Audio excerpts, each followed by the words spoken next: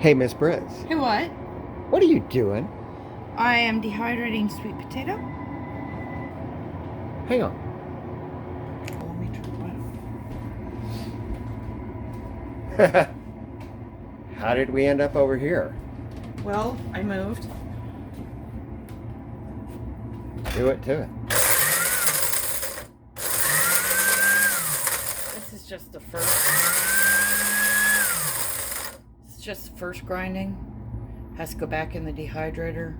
And I had some, if you come over here, some You had some? that weren't quite ready. It's supposed to break and not bend. So this needs to go back in the dehydrator for a little bit. And So just, you gotta keep dehydrating until it turns into...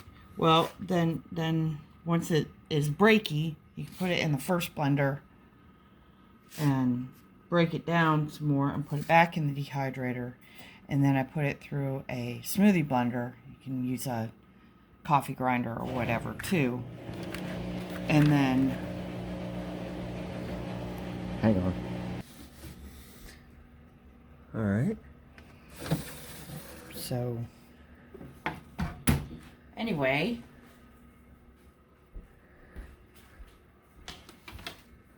after it goes through the smoothie blender, you get something that is more sort of like a flour. This needs to be sifted yet. But then a little under a quarter of a cup of this to 1 cup of water makes a cup of mashed sweet potatoes. Cups. There are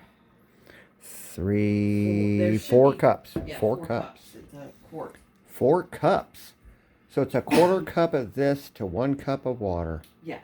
That it's and roughly that. And then you got to tune it up as you stir and feel. Usually with more water. George, you're not in a good place. George is very happy with where he is. So there's a boat ton of sweet potatoes in there already. Yes. And after you put it into, after you get it to the flour point, hold on, let me go get one. Here's some sweet potatoes from the garden. Okay. Okay. So after you get it through the smoothie blender, it looks like this. Wow.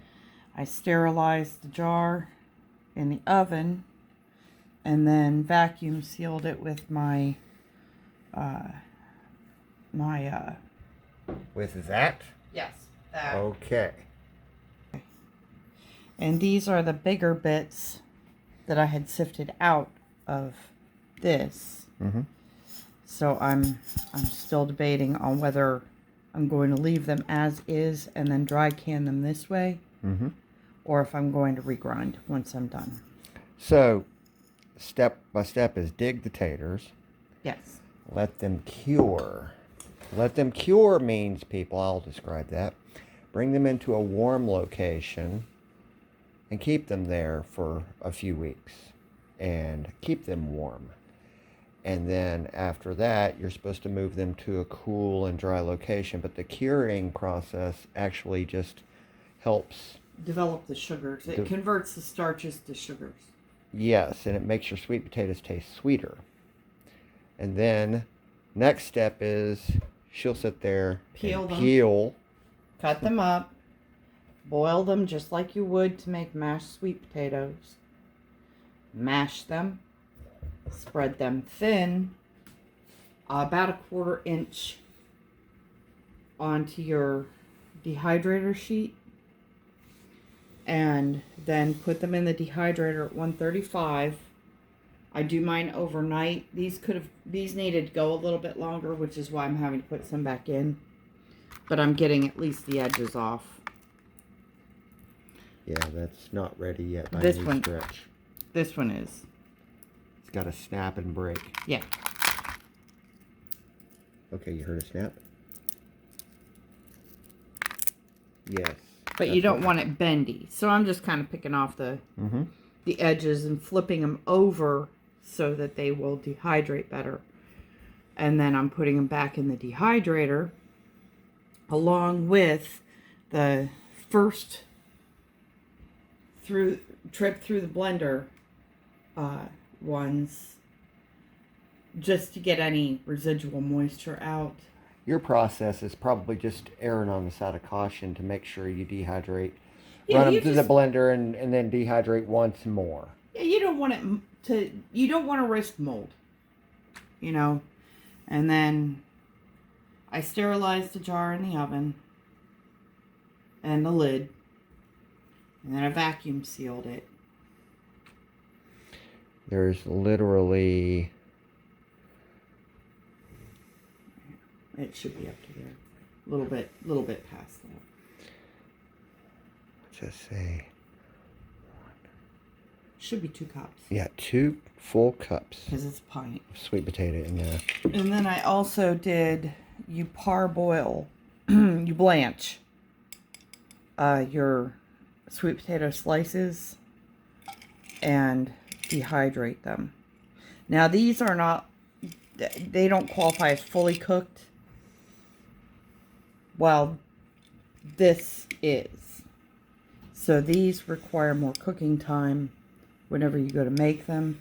These you can just add boiling water. Now I noticed that jar's not sealed. No, because I'm putting these into quart jars the next time I dry can. Okay, so this is just storage. This is just storage for a moment, but they will be vacuum sealed. Yes.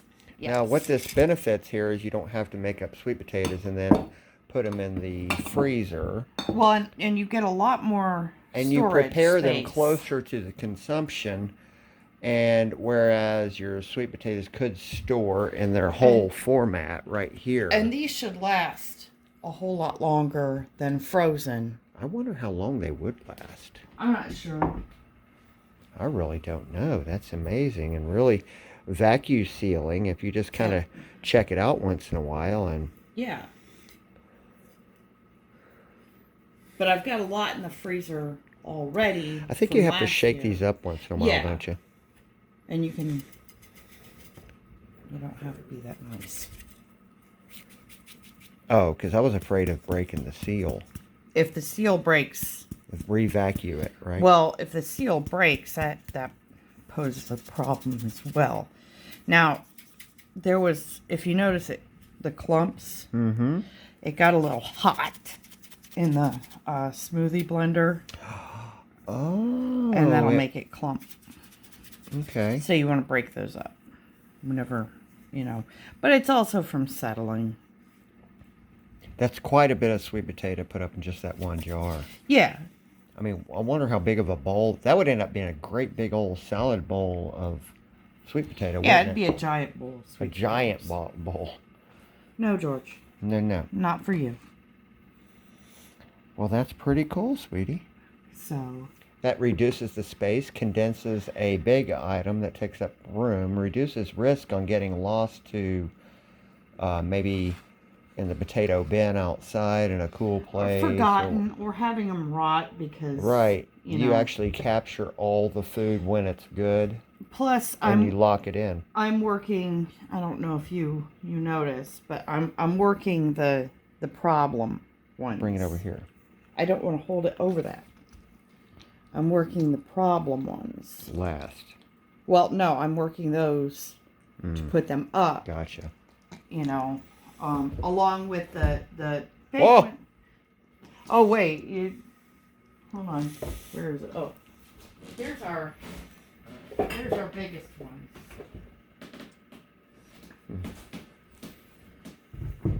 Hold it for scale.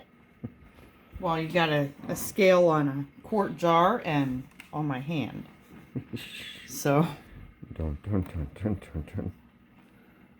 But I've noticed that a lot of the ones with, you know, the bigger seams and stuff, require a little bit of whittling. So they're perfect for this. Well, let me show you guys something else. So we have a spare room here. the Christmas cactus and my onions back there that looks like they're failing. But don't fret, I've got an apple tree right here. But sweet Katie's here. I snipped off some vines and planted them in this planter. And there's the phone. And these were just snips off of the vines where I put it in water and let it start to root out, and then I got it in dirt. And I will caretake to these over the winter. It's first week in November 2025 right now. These plants came from starts from 2024 plants, which I caretook over from the year 2023 into 2024. So roll your clock backwards. Here we are. We're going into 2026. These would be my 2026 plants. These plants will have 3 solid years of hardening involved in acclimating themselves to our climate. Now, as I get closer to the weeks of moving these outside, I'll call these the mother plants. I will plant them whole, but over the winter, as these things vine out, I'll snip off, put them in water, get them to root, put them in planters, and I will recreate dozens of more sweet potato starts and plant those in our raised garden beds. So like I said, it's first week in November, and this garden refuses to go to bed. Well, yeah, I know. We still have things in our raised garden beds we could probably go pick. Do we? There's probably little tomatoes out there. There shouldn't be. No. But, because the tomatoes should be over there. Oh, hang on. Oh, yeah. And that's tomorrow's adventure in Dehydrator.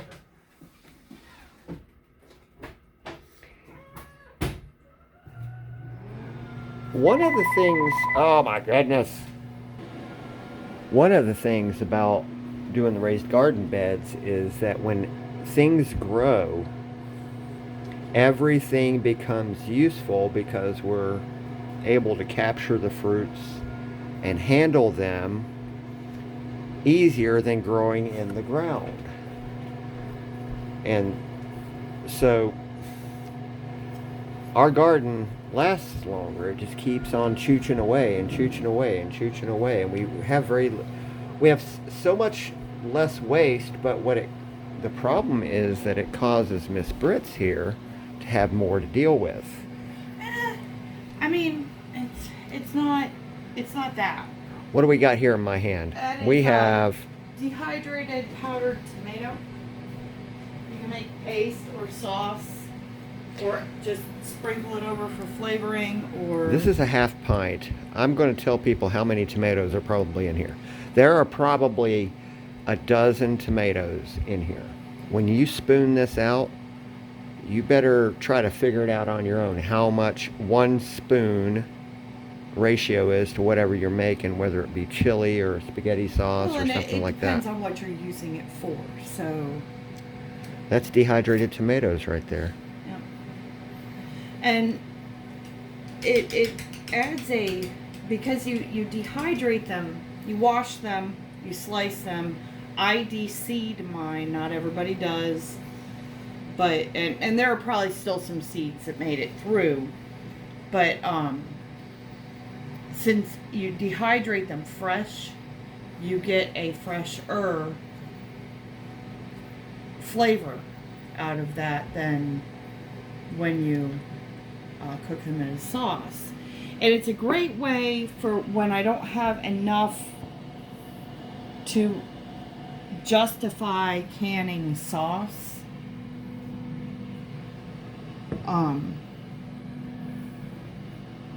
I can... The eggs too? Oh, she's got eggs dehydrated too. That's real. That's like freshly laid hen work here. Chicken eggs. Dehydrated eggs. And those are, I think that my main focus for those is going to be with baking. Because you add a tablespoon of the powdered egg to the mix, and then you just remember to add another 2 tablespoons of water to your recipe, and that takes care of your each egg. This is really neat to So concentrate so much food into such a small container. And this, and again, the clumps are heat. It's where I had left them in I had pulsed the smoothie blender. I had just gotten in a hurry. and this dehydrator over here, made probably in 1983. The lady that owned this before us, her son sold it to us and said she used it a lot. I'm gonna have to recontact them, Brittany, and say this Excalibur has appeared in so many YouTubes, it's not even funny. I paused the washer because I was doing this. Alrighty, guys, you take her easy. See ya. Bye.